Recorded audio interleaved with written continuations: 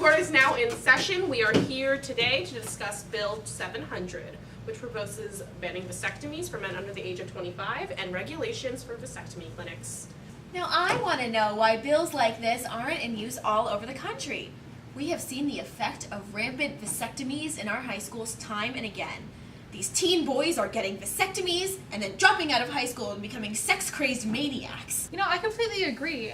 All you have to do is look at the news and you see reports of these teenage boys going rampant, and it's completely out of control. And what I want to know is, where are the parents? Don't they care about their young boys' chastity?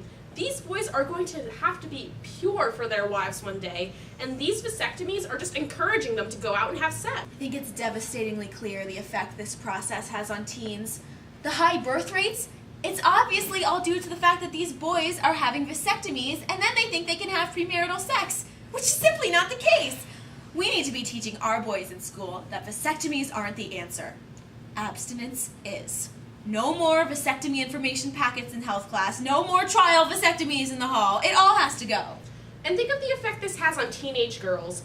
They're going to school, trying to complete their education and go off to a good university to become doctors or lawyers. But instead, they're becoming distracted by these oversexed teenage boys who think that they can just show off their vasectomies to the world.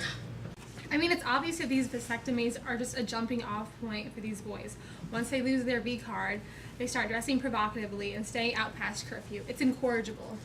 I think it's pretty clear that we're all in agreement on the age restriction. But what do we think about vasectomy center regulations? I think that the 24-hour waiting period is absolutely necessary if we want to make sure these men are making informed decisions. Cutting the vas deferens is something that men these days are taking way too lightly. They think, oh, I'm at the mall, I might as well just snip a few tubes while I'm at it. They need to think about the gravity of what they're doing. And what about parental notification? I've got a 25-year-old son, and let me tell you, if he's getting a vasectomy, I deserve to know. Also, every man should feel comfortable telling his parents that he's getting a vasectomy. So it isn't a personal matter, it's a family matter. And I want grandkids someday. My son doesn't have the right to deny me that. I gave birth to him. I gave birth to his vas deferens. Of course, some men are determined to get a vasectomy, and that's completely understandable, but they should still know exactly what they're getting into. That's why we should have posters of little sperms in the vasectomy clinics showing men what they'd be missing out on. I mean, look at how cute this is. Why would you want to get rid of this? Oh.